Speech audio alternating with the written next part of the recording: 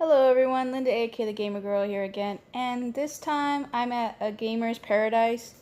It's a shop that I've seen a lot of YouTubers cover, so when I said I was going to go to Vegas, I wanted to stop there. They have a huge selection. I wanted to check it out, so I went inside, and I was not disappointed. You walk in and immediately all the shelves are full of games. There was a ton of collector's editions, a ton of collector's items. You look around, there was some Game Sharks, some very rare games were in the shelves that were in the front. I looked and there was N64. There was a huge selection of retro, like Atari, ColecoVision, Television. And when you look in the front, there's a ton of old systems, boxed and not boxed. It really was like a museum when you walked in. You got a whole list of all these little cards that told you exactly what each system was. You didn't even have to bother asking them. And then you keep going, and there is DS, Game Boy, Game Boy Color, 3DS, and you work your way up. There's some PC games, some older games that are like Sega CD, and then you keep going, there's Sega Saturn, some more boxed systems. There's too many to just keep going. It's like a huge minefield of craziness of systems.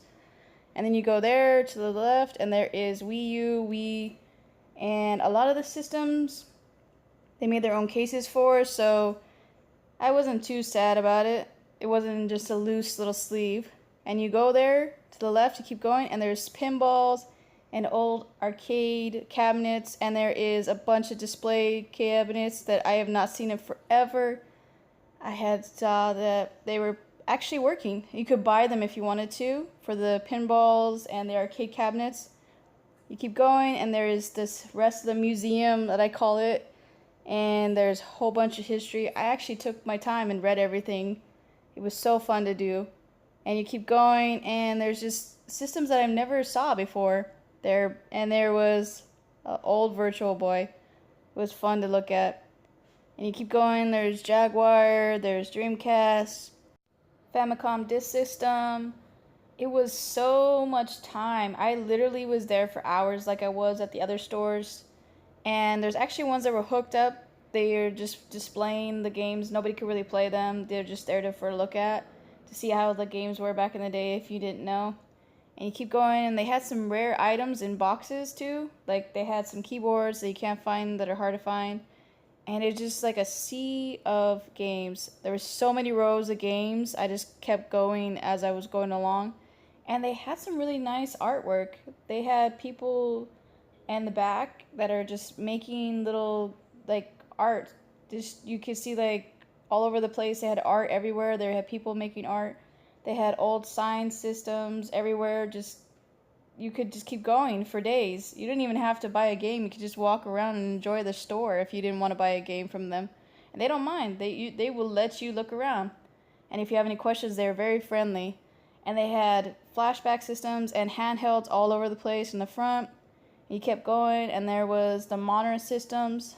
You did not have to look very far. They put everything in the front for the systems. They had a Model 1, Model 2, Model 3, and then they had Linux, and then they had N-Engage, and then they had a whole bunch of PlayStation, and then they had a Famicom Disk System and Famicom, Super Famicom. I loved it. I was just looking around, enjoying all the artwork. Japanese artwork was a lot better for the covers for some of the games, and then some of them were eh. And then you kept going, and they had a lot of card games and old retro cards that you can't find anywhere. And you keep going, and then there is the Game Boy, and there is a whole bunch of DS games that are loose. And it was just so hard to keep looking that I kept going. I was just doing an overview of everything, because I would be here for hours showing you all the stuff that they have. And there was one thing that I found was really interesting that I wanted to show you. One Game Boy game. Jack DIY, made in China, that was so crazy, micro SD, for $150. They wanted $150 for that. I wouldn't buy that. If you want it, go grab it before somebody else does. And there was a really funny thing that I saw. I haven't seen one of these in a long time. They are so rare to find, but they're $65. I'm not going to pay that for that. 24 in one. No thanks. And you keep looking, and they had a whole bunch of Game Gear system games and everything. All the accessories were there too. I looked and I didn't see any of the games that I wanted. I was hoping, but Game Gear, it's hard to find a lot of games that I'm looking for.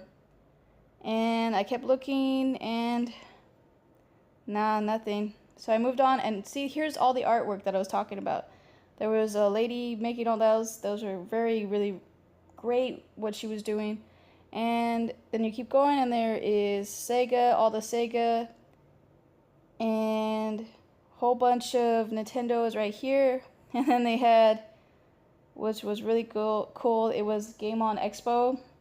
And then they had a bunch of other systems that were right there. They had Super, and then they had Dreamcast, and a bunch of Tiger and other handhelds.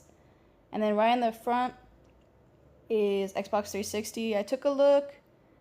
I only saw a few games that I wanted. There was a lot of filler that they had, like a lot of extra copies that they had, and not much else on that one. And then you move to the back area, and there is a whole bunch of television, Atari, and ColecoVision. A lot of them are loose, but there's a few that are in boxes, and then there's a small selection of import games besides the Famicom Disk System. It was a very small selection. So I went to the back where the arcade was, and it was amazing. There was a ton of arcade cabinets. Some of them are the multi-cart cabinets, but there was a lot of old cabinets to play. And then you kept going, and there still was the box systems. I mean, it was everywhere. Like, you think, oh, I'm just going to go to the arcade, and then there's a bunch of art. So I actually did play for a little bit. I found a bunch of systems and pinball games that I hadn't played forever. So I took my time, went and got some coins, and had some fun. Because right there that's the boxing game. Does anybody remember this boxing game?